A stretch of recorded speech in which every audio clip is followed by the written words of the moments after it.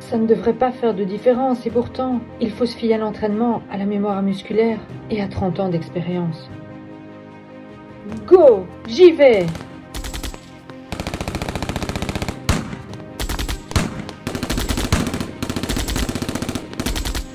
Wow, c'est plus difficile que dans mes souvenirs.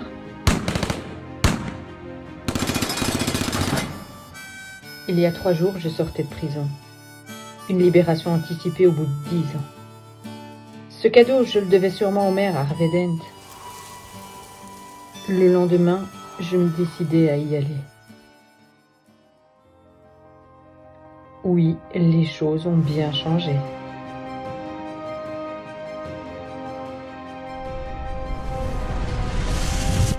Cette terrible nuit, il était dans mes bras.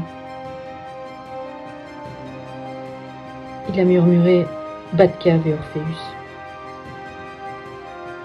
Il voulait que j'accède à la grotte, mais pourquoi ?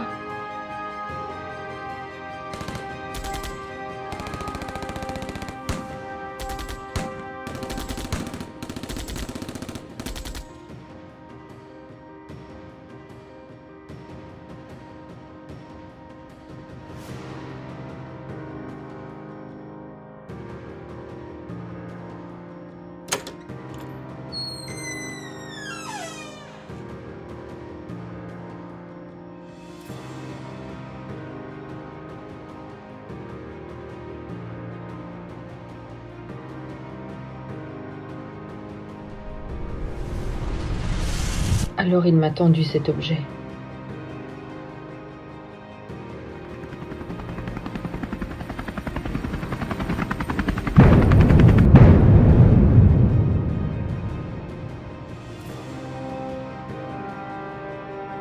Tu m'excuseras, Bruce, mais je l'avais perdu dans la confusion du moment.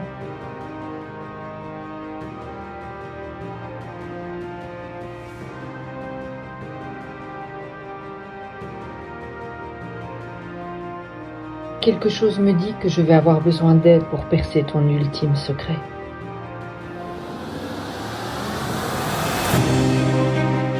Dragonnier, dragonnière, bonjour! Cet album est un petit coup de cœur pour ma part. Bon, je dois t'avouer que je n'ai pas accroché de suite. Au début, j'ai détesté. Il m'a au moins fallu la moitié de l'album pour que je rentre dans l'histoire et pour que la mission de Catwoman me passionne réellement. Je pense que j'avais du mal à me mettre dedans à cause des dessins. Le ciel, par exemple, beaucoup trop rose. L'histoire est censée notamment aborder les derniers moments de Batman. Et ce ciel me déroutait. Il était trop lumineux, trop joyeux. C'était bizarre. Mais, crois-moi, cet album vaut le détour.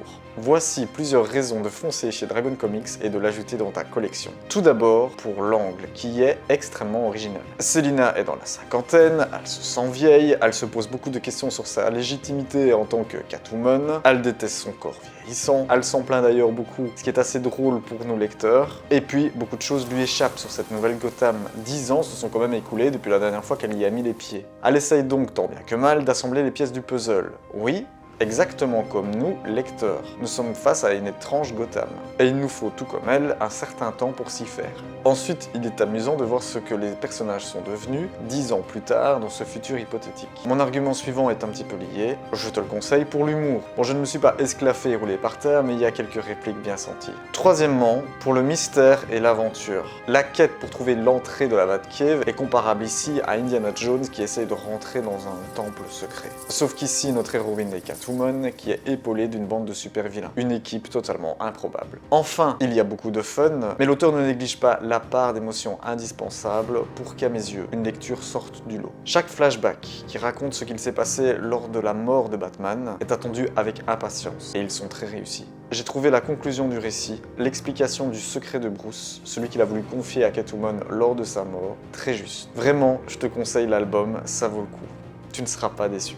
Il est à noter que l'auteur a porté son projet de bout en bout. C'est lui qui a imaginé l'histoire, rédigé le scénario, écrit les dialogues, il a dessiné, ancré et colorié.